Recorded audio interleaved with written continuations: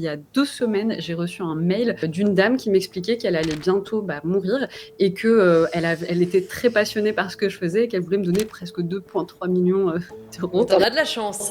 J'ai vraiment, j'ai fait un petit post pour annoncer que j'étais devenue millionnaire, voilà. L'IA aide parfaitement à démultiplier ce type d'attaques, chose qu'il n'y avait pas nécessairement avant. Elle les rend de plus en plus réalistes.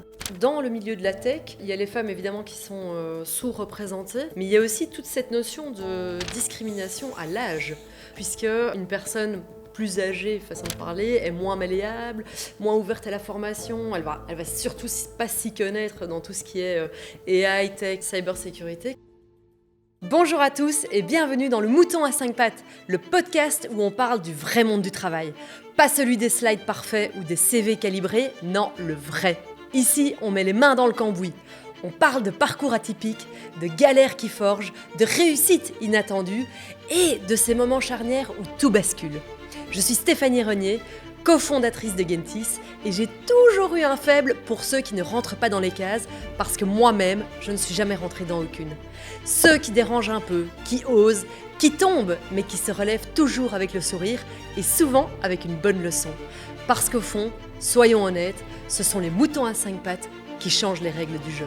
Aujourd'hui, j'ai le plaisir d'accueillir Yasmine Douadi, fondatrice et CEO de Riskintel Media. Une voix incontournable dans l'univers cybersécurité et tech. Passionnée par la transformation digitale et les enjeux humains liés au risque, Yasmine décrypte pour nous l'impact de la technologie sur les entreprises, les talents et le leadership féminin. Autour du thème « Entreprendre demain », parcours, pouvoir féminin et révolution tech. Nous allons explorer son chemin, ses convictions et sa vision pour l'avenir. Bonjour Yasmine. Bonjour Stéphanie. Alors aujourd'hui, on va parler d'entreprendre demain, donc parcours, pouvoir féminin, révolution tech, plein de sujets hot en ce moment. Tout d'abord, pour commencer, si tu devais te présenter sans parler de ton titre, tu dirais quoi ?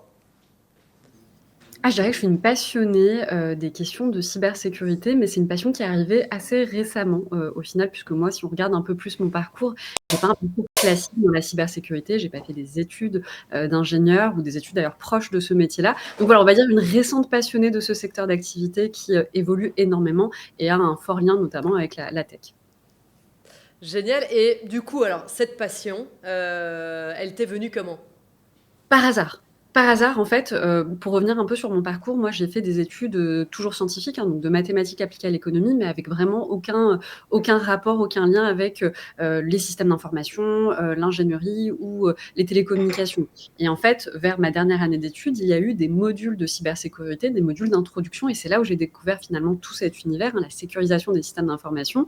Et ce que j'ai compris à ce moment-là, ça a été 2 choses.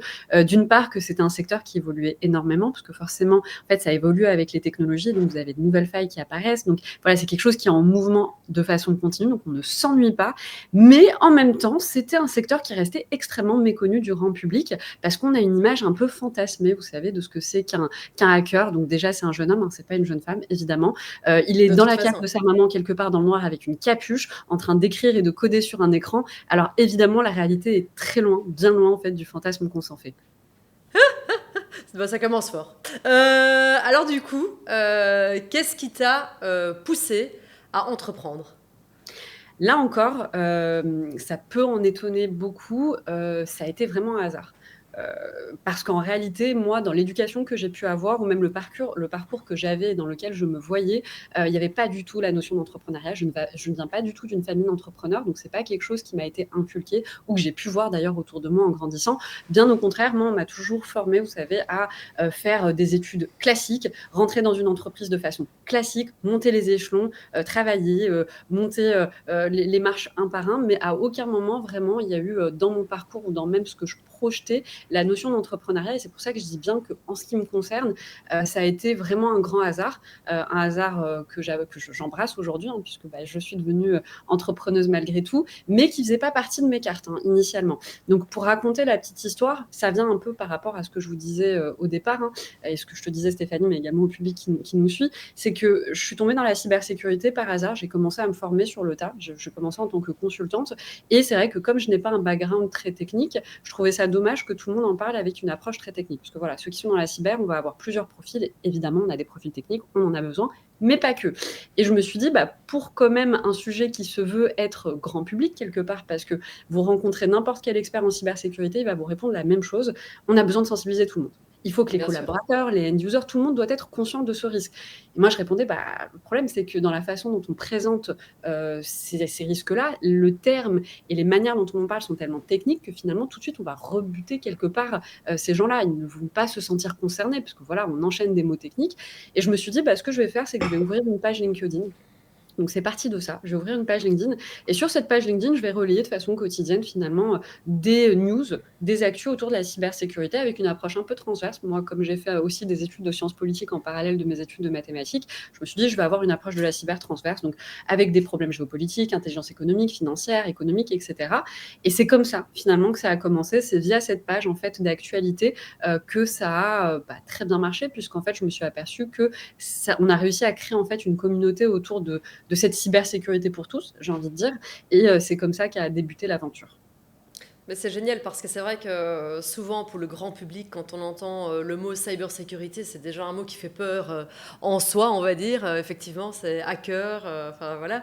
Et c'est vrai que à un moment donné, c'est important aussi de déconstruire ce mythe qui tourne autour de la cybersécurité et aussi de ne pas forcément tout le temps utiliser des termes chirurgicaux pour expliquer finalement des concepts assez simples parfois dans le domaine, quoi. Tout à fait. Alors, pour rebondir sur ce que tu dis, Stéphanie, alors c'est vrai que la cybersécurité, il peut y avoir des notions très complexes et c'est normal parce qu'on Ouais. va avoir des attaques très complexes. Et d'ailleurs, c'est pour ça que je le disais au départ, on a des équipes qui sont formées de façon technique à faire face à ça.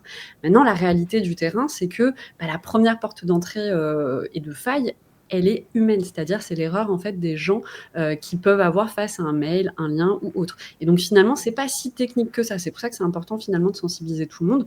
Je me souviens plus exactement du chiffre, mais je crois qu'on est quand même autour de 80%. Le premier point d'entrée, c'est ce qu'on appelle des campagnes de phishing. Pour vulgariser, une campagne de phishing, c'est un mail que vous allez recevoir. On a aussi le smishing, c'est la version SMS. Et je pense que la version SMS va parler à tout le monde. Vous savez, c'est le Ouais. SMS qui vous dit qu'Amazon est passé, mais qu'il n'a pas trouvé votre boîte aux lettres. Et donc, il va le poser dans un point relais et vous donne évidemment très gentiment un lien cliquable pour que vous puissiez justement donner des informations et pouvoir le récupérer. Ça, je pense qu'on l'a tous reçu. Moi, je l'ai reçu dizaines de fois. Alors, j'ai même pas de boîte aux lettres. D'ailleurs, c'est ce qui m'a fait tiquer. Je me suis dit, il n'y a pas de boîte aux lettres, donc je ne sais pas ce qu'ils recherchent exactement. Et en fait, vous avez cette version en mail, c'est-à-dire le mail. Bon, alors, c'est un peu drôle.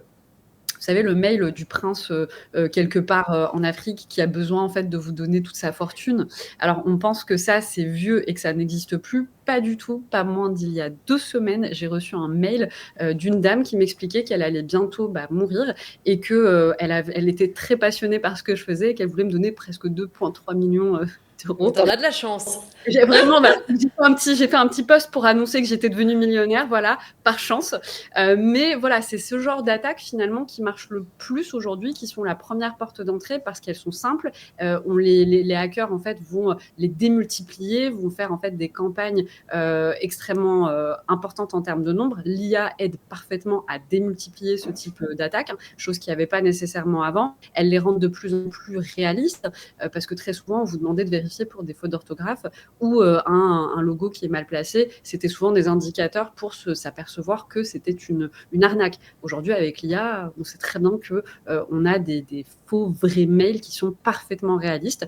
Et donc, c'est là où je vous disais, ça concerne vraiment tout le monde parce qu'au final, c'est des campagnes qui sont très simples et qui ne demandent pas en fait Ah une technicité. ben non, et donc du coup, moi pour te donner un exemple, il y a 2 semaines, il y a toute mon équipe, c'est quasiment l'entièreté de la boîte en fait, qui a reçu un mail de ma part demandant les coordonnées bancaires pour pouvoir payer les salaires. Mais il y en a qui ont répondu, tu vois. Ouais. Ah bah ouais, il y en a pas beaucoup. Mais il y en a qui sont tombés dedans. Alors après, j'ai envoyé un mail évidemment à toute l'équipe en disant, écoutez, surtout, il ne faut pas répondre. Mais il y en a qui avaient déjà répondu. Ouais. Donc, typiquement le piège, quoi. Ah bah, je l'ai eu également. En fait, c'est très simple. Aujourd'hui, avec ce qu'on appelle l'identité numérique, on est tous présents sur les réseaux. Donc Ouais, bien Stéphanie, sûr. moi, je vais pouvoir identifier ce que tu as fait potentiellement. Si je recherche ton LinkedIn, ton Instagram, peut-être que je vais avoir une idée un peu claire de ce que tu as fait les 2 dernières semaines. Je vais voir de qui tu es proche, parce que peut-être tu vas poster des photos, donc je vais voir quels sont Bien les sûr. collègues qui sont proches de toi.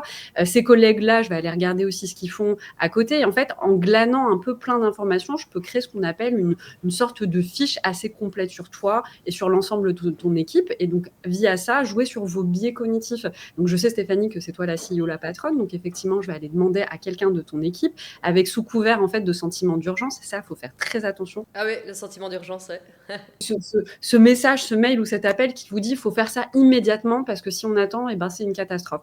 Déjà, ça devrait être un red flag. C'est le moment où il faut s'arrêter et se dire, bon, on ne sauve pas des vies, a priori.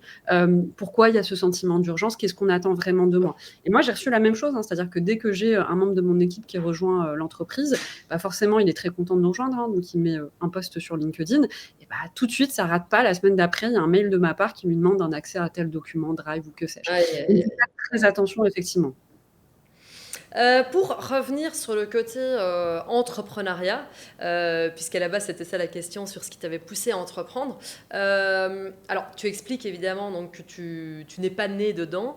Au moment de te lancer, quelle a été la plus grande peur finalement que tu as dû dépasser? La plus grande peur, je pense qu'il y en avait 2 qui sont liées aussi à l'identité de ce que moi j'écris. Parce que pour rappeler, donc Risque Intel Group, c'est un groupe événementiel et médias. Donc on a de l'événement autour de la cybersécurité et un média justement qui sensibilise le grand public autour de la cybersécurité. Forcément, sur la partie média, moi j'ai beaucoup mis en avant ma personne parce que c'est moi qui modère l'ensemble de nos contenus et de nos émissions. Et donc ça demande aussi de prendre la parole.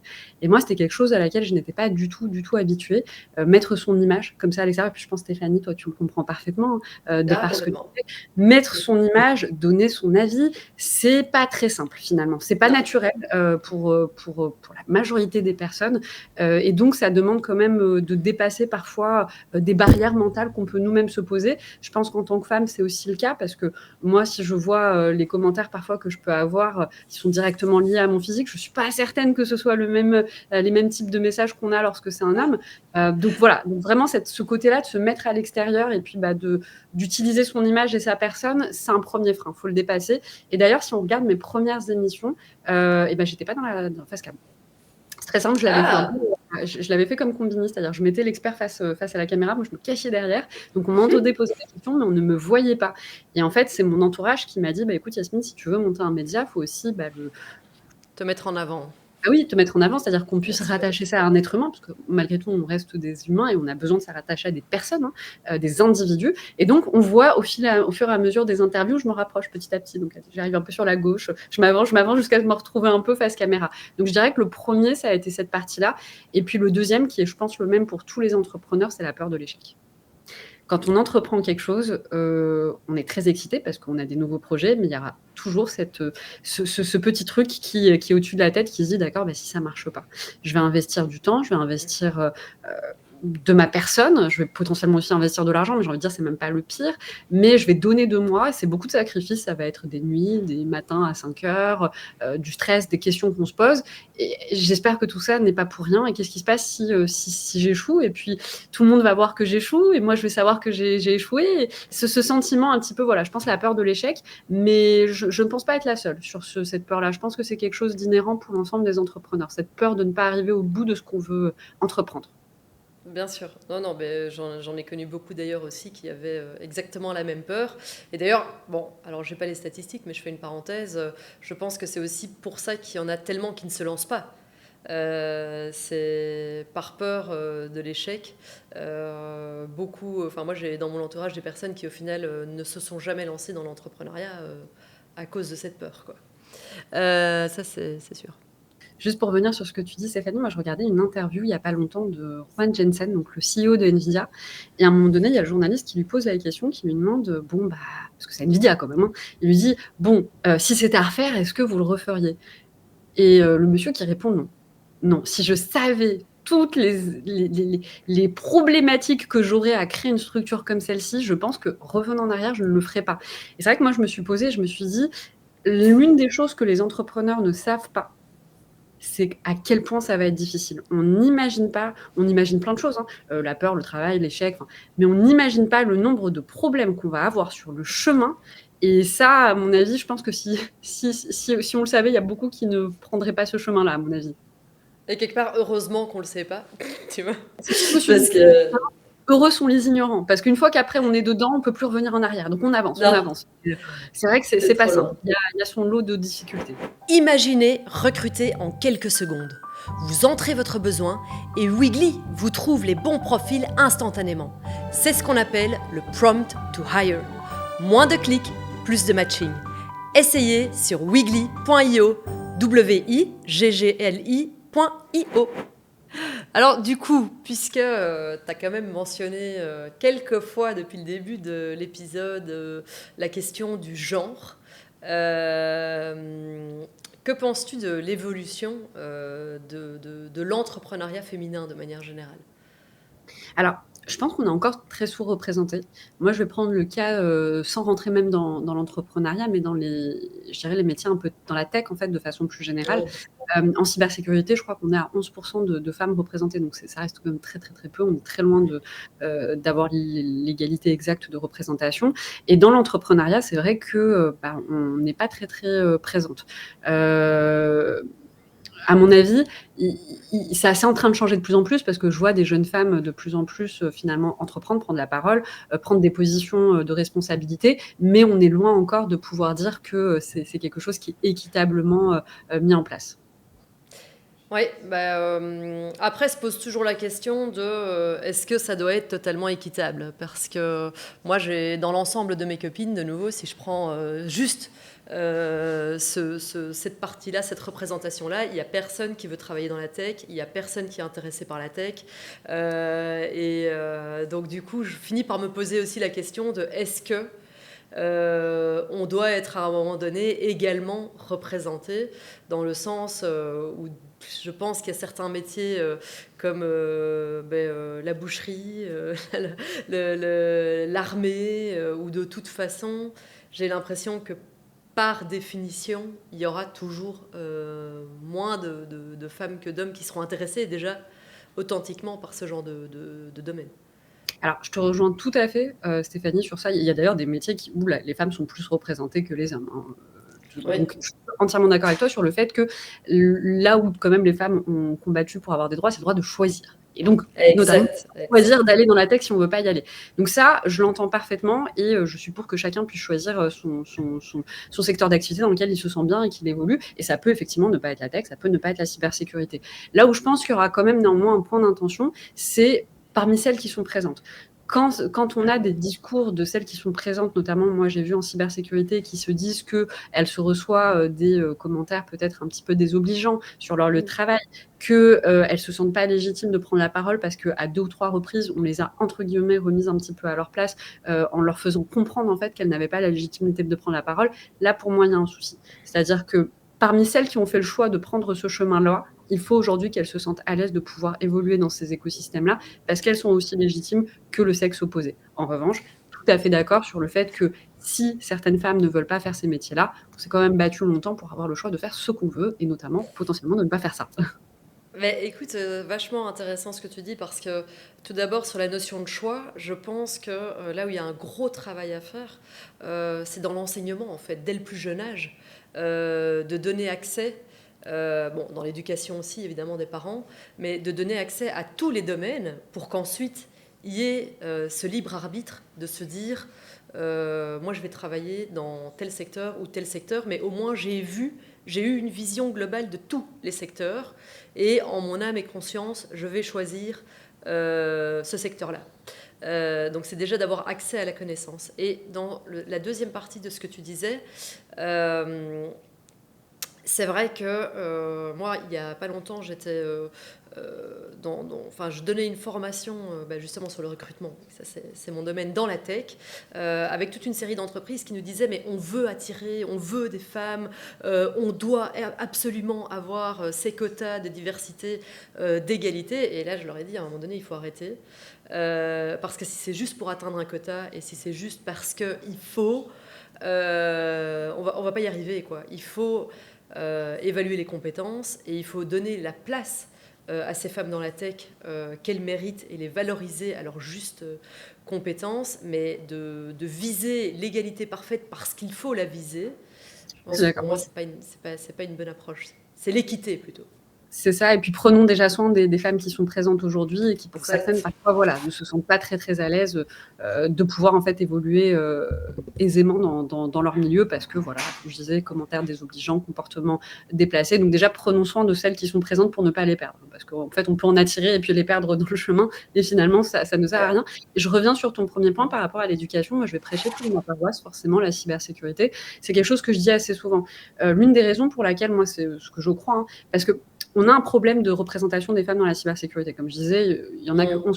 Cela étant dit, on a une faible capacité à attirer des talents de façon générale. Donc, c'est-à-dire que quand on pose la question aux experts, on va tous vous répondre la même chose, c'est-à-dire on a plus de postes aujourd'hui de disponibles que de candidats en face. C'est-à-dire qu'on n'arrive pas encore à bien attirer assez de monde, d'étudiants ou de talents en cybersécurité. Et ça revient un peu à ce que tu disais au départ, c'est-à-dire au moment de l'éducation. C'est vrai que si tu prends aujourd'hui dans l'école un garçon ou une jeune fille entre 10 et 15 ans et qu'on leur pose la question de savoir qu'est-ce que vous voulez faire plus tard, ils vont penser à des métiers qui sont clairs et transparents pour eux. Donc on pense tous à astronaute, médecin, avocat. Attention, il y a youtubeurs qui arrivent de plus en plus. Voilà, exactement, il y a youtubeur, il va y avoir policier. Donc c'est des métiers en fait qu'on arrive à comprendre parce qu'ils font partie de leur quotidien, qu'ils ont été assez exposés finalement à ces secteurs-là pour comprendre ce que c'est. Et c'est pas anodin parce que ça va aussi jouer sur leur choix d'études, parce qu'à partir du lycée, on commence à choisir des spécialités. Ces spécialités, en général, vont jouer sur les études supérieures qui vont être choisies, etc., etc. Donc, à un moment, quand même, dès le jeune âge, on commence à mettre en place les petites pièces qui vont orienter, en fait, finalement, les choix éducatifs de chacun. Et la cybersécurité, personne ne va vous choisir la cybersécurité, tout simplement parce que c'est complètement obscur. Inconnu.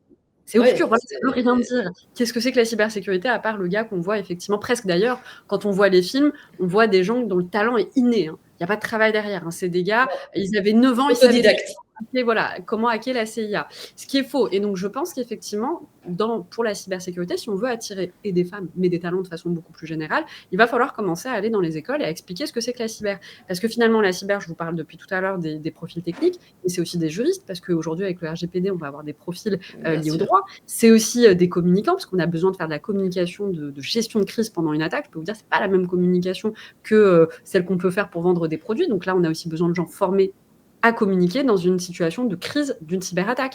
Donc on a de la communication, on a du droit, on a des profils de gouvernance. C'est typiquement moi le profil que j'avais quand j'ai commencé dans la cyber. C'est ce qu'on appelle un peu de la chefferie de projet, c'est mettre en place en fait des politiques internes, des projets en cybersécurité dans un groupe. Et pour mon cas, et je l'ai dit au départ, je n'étais pas technique. Donc finalement la cybersécurité, vous savez, c'est plein de métiers et de spécialités différentes. En réalité, beaucoup pourraient s'y retrouver, mais n'ont pas connaissance même d'avoir leur place dans cet écosystème-là. Et donc je pense que venir un peu parler quand même de ce que c'est que la cybersécurité à des jeunes, ça va nous aider à attirer des gens de façon plus générale et peut-être aussi dans le même chemin des femmes. Et je pense que dans ce que tu dis, il y a vraiment...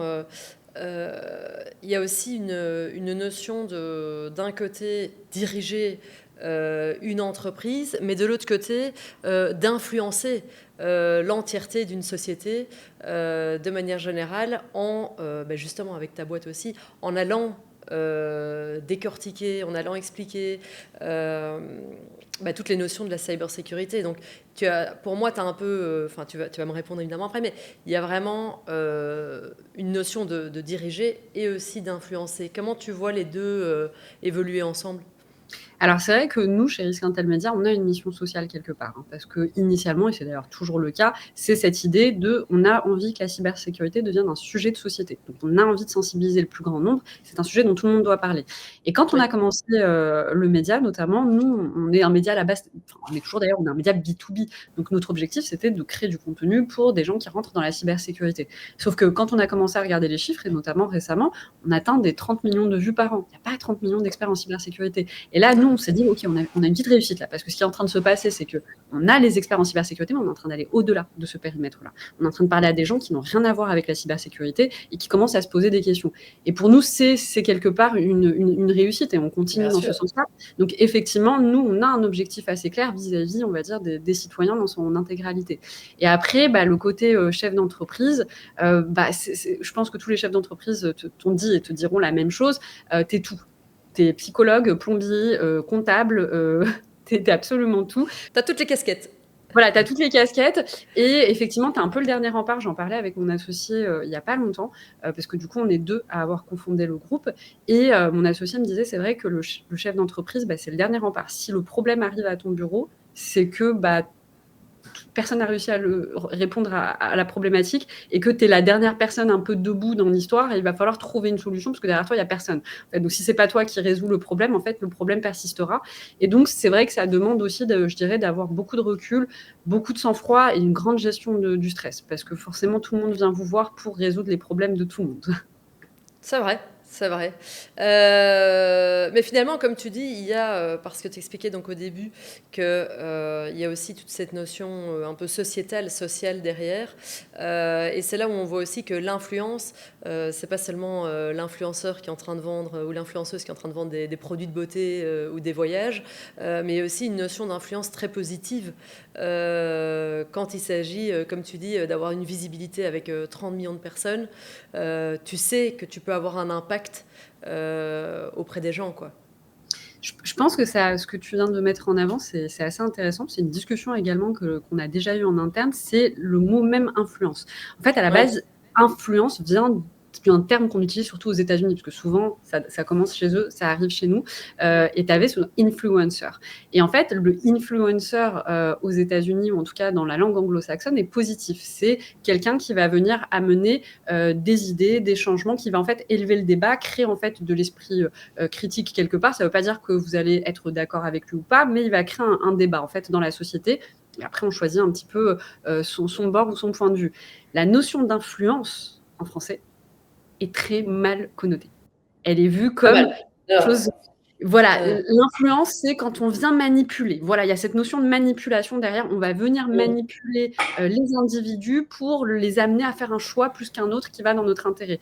Et je pense qu'il y a vraiment cette conflictualité qu'on peut avoir entre du coup l'influenceur en France qui est perçu comme quelque chose d'un petit peu soit méprisé, soit néfaste, et puis la notion de influencer qu'on retrouve aux États-Unis ou en Angleterre. Oui, c'est complètement ça, hein. On entend souvent un peu une connotation péjorative, mais ce n'est pas uniquement ça. Donc merci de nous le rappeler aussi, Yasmine. Comment imagines-tu le rôle des femmes dans la tech dans 10 ans? Alors le rôle, j'espère, j'espère que dans 10 ans, en fait, on en sera au point où en fait avoir une femme dans la tech, n'est pas surprenant. Deuxièmement, ne veut pas dire qu'elles ont des positions, je dirais, de deuxième ou de troisième main, et qu'en fait, on a tellement normalisé finalement la présence des femmes dans la tech que ça ne devienne plus un sujet. Voilà, que ce soit plus une question de se demander qu'est-ce que c'est que les femmes dans la tech, parce que c'est comme aujourd'hui, il y a des métiers dans lesquels on ne se demande pas qu'est-ce que c'est qu'une femme dans ce secteur d'activité. L'une des problématiques que je vois, parce que j'ai rencontré quand même certaines femmes dans la tech, c'est que très souvent, on va chercher quel est l'homme derrière, parce que c'est sûr, elle n'est pas arrivée toute seule. Elle a réussi parce qu'elle est jolie ou mignonne. Et voilà, j'espère que dans 10 ans, en fait, on sera au point où finalement, c'est plus une question. Ce sera même plus un sujet. Et je te fais une petite parenthèse parce que c'est vrai que nous, chez Gentis, on travaille beaucoup sur la diversité de manière générale. Et j'ai vu des statistiques assez surprenantes. Je voulais voir si toi, tu le vivais de ton côté aussi. Que, en fait, dans le milieu de la tech, ok, donc il y a les femmes évidemment qui sont sous-représentées, mais il y a aussi toute cette notion de discrimination à l'âge. Qu'au final, dans la tech, une des plus grosses discriminations dont on parle finalement assez peu, c'est l'âge, puisque une personne plus âgée, façon de parler, est moins malléable, moins ouverte à la formation, elle va surtout pas s'y connaître dans tout ce qui est AI, tech, cybersécurité. Quel est un peu toi, ton ressenti de ce côté-là? Alors, du coup, Stéphanie, toi, ce que tu me dis, c'est plus on est âgé, plus du coup, on est moins facilement pris au sérieux dans la tech, c'est ça? On n'est pas engagé, on n'est pas embauché. On voit dans les milieux, alors c'est peut-être surtout start-up si tu veux, tech, qu'on est dans une moyenne d'âge qui dépasse rarement les 35 ans, et au-delà de 45 ans, il n'y a carrément plus personne, quoi. que les stats, par exemple, même à la Silicon Valley, si tu veux, de manière générale, l'âge, ils sont tous très, très, très, très jeunes. Hein. Et bah, c'est intéressant parce que moi, comme quoi, hein, la cybersécurité, même si c'est de la tech, hein, c'est pas tout à fait les mêmes codes. Parce qu'en cybersécurité, bah, c'est le contraire. C'est le contraire. C'est un métier, en fait, plutôt euh, d'anciens militaires, je dirais, d'anciens qui ont travaillé dans les télécoms avant que ça s'appelle d'ailleurs la cybersécurité. Et j'avais eu le cas, notamment, on rigolait avec un directeur de la cybersécurité qui est plutôt jeune, pour le coup, et voulait changer de poste et aller dans un autre grand groupe. Et me disait, bah, le souci, c'est qu'en fait, on me voit comme quelqu'un de trop jeune pour ce genre de poste. Et j'avais fait la petite blague en lui disant, tu sais quoi, tu devrais te mettre quelques cheveux blancs. Peut-être que ça passerait plus. Donc, tu vois, dans la cybersécurité, moi, Ah, ouais, c'est intéressant. être jeune, c'est pas la meilleure chose, entre guillemets, parce qu'on est moins légitime et on te dira toujours de laisser la place aux anciens qui sont là et qui connaissent le métier depuis bien plus longtemps que nous. Et donc, en fait, c'est pas un gage, je dirais, de compétence, au contraire. Donc là, le cas de l'ami en question, moi, je me souviens, on rigolait autour de la table et on lui disait, bah, il faudrait peut-être que tu te mettes quelques cheveux blancs et ça passerait. Ah bah écoute, c'est bon à savoir. Du coup, bah de manière globale, si tu pouvais changer une chose dans l'écosystème entrepreneurial de la tech, ce serait quoi? Une chose dans l'écosystème entrepreneurial de la tech. Euh, S'il y a une chose que tu pouvais changer de manière générale, une dynamique ou qu'est-ce que tu dirais? Alors, je sais pas si ce serait. Alors, je sais, ça répond à ta question, Stéphanie. Je dirais pas qu'est-ce que je changerais dans l'écosystème de la tech plutôt que ce que je donnerais comme conseil à quelqu'un qui voudrait entreprendre, en fait, dans la tech Ok. notamment.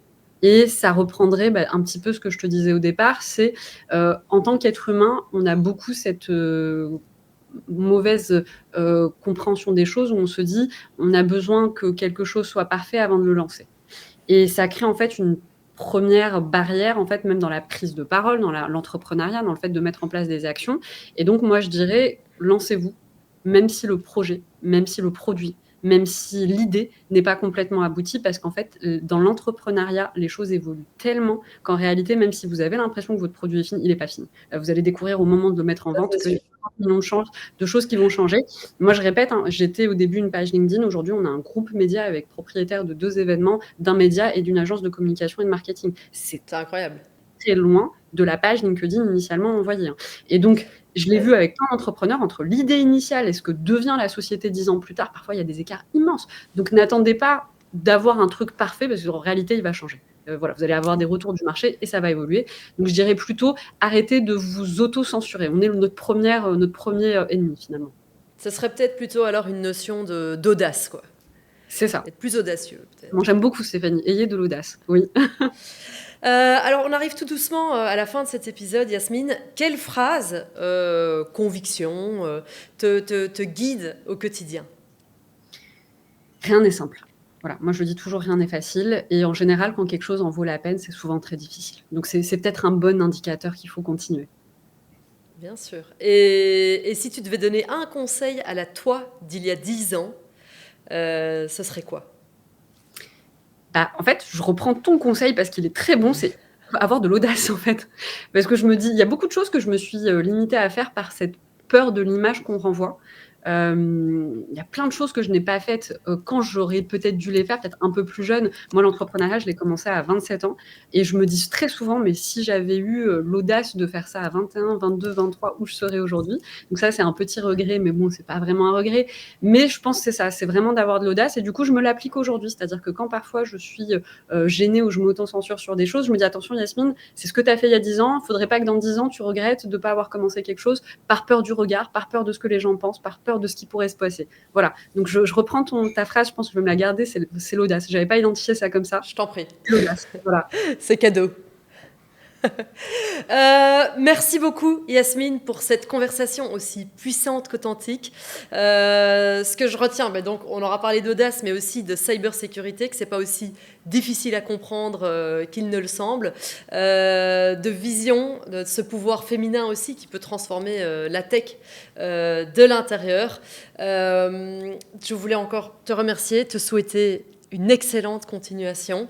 Et à tous les auditeurs, si cet épisode vous a inspiré, partagez-le autour de vous, à une femme qui entreprend, à une amie qui hésite de se lancer, ou à quelqu'un qui peut croire que la tech sera peut-être un levier non pas d'égalité mais d'équité. Et n'oubliez pas, entreprendre demain, c'est avant tout oser aujourd'hui. Merci beaucoup Yasmine. Merci Stéphanie. À bientôt. Voilà, moi je dis toujours rien n'est facile et en général quand quelque chose en vaut la peine, c'est souvent très difficile. Donc c'est peut-être un bon indicateur qu'il faut continuer. Bien sûr. Et si tu devais donner un conseil à la toi d'il y a 10 ans, ce serait quoi? Bah, en fait, je reprends ton conseil parce qu'il est très bon, c'est avoir de l'audace en fait. Parce que je me dis, il y a beaucoup de choses que je me suis limitée à faire par cette peur de l'image qu'on renvoie. Il y a plein de choses que je n'ai pas faites quand j'aurais peut-être dû les faire, peut-être un peu plus jeune. Moi, l'entrepreneuriat, je l'ai commencé à 27 ans et je me dis très souvent, mais si j'avais eu l'audace de faire ça à 21, 22, 23, où je serais aujourd'hui. Donc ça, c'est un petit regret, mais bon, c'est pas vraiment un regret. Mais je pense que c'est ça, c'est vraiment d'avoir de l'audace et du coup, je me l'applique aujourd'hui. C'est-à-dire que quand parfois je suis gênée ou je m'auto-censure sur des choses, je me dis attention Yasmine, c'est ce que tu as fait il y a 10 ans, il faudrait pas que dans 10 ans tu regrettes de ne pas avoir commencé quelque chose par peur du regard, par peur de ce que les gens pensent, par peur de ce qui pourrait se passer. Voilà. Donc je reprends ta phrase, je pense que je vais me la garder, c'est l'audace. J'avais pas identifié ça comme ça. Je t'en prie. L'audace. Voilà. C'est cadeau. Merci beaucoup Yasmine pour cette conversation aussi puissante qu'authentique. Ce que je retiens, donc on aura parlé d'audace mais aussi de cybersécurité, que c'est pas aussi difficile à comprendre qu'il ne le semble, de vision, de ce pouvoir féminin aussi qui peut transformer la tech de l'intérieur. Je voulais encore te remercier, te souhaiter une excellente continuation. Et à tous les auditeurs, si cet épisode vous a inspiré, partagez-le autour de vous, à une femme qui entreprend, à une amie qui hésite de se lancer, ou à quelqu'un qui peut croire que la tech sera peut-être un levier non pas d'égalité mais d'équité. Et n'oubliez pas, entreprendre demain, c'est avant tout oser aujourd'hui. Merci beaucoup Yasmine. Merci Stéphanie. Merci d'avoir écouté Le Mouton à 5 pattes. Si cet épisode vous a inspiré, surpris ou simplement fait réfléchir sur votre propre parcours, partagez-le autour de vous. Et si vous connaissez quelqu'un qui sort du cadre, qui avance à sa manière, envoyez-le moi. J'adore donner la parole à ceux qu'on n'attend pas. On se retrouve très bientôt pour un nouvel épisode. Et d'ici là, surtout, n'essayez pas d'être parfait. Soyez curieux, soyez vrai, soyez un peu différent. C'est déjà ce qui vous rend unique.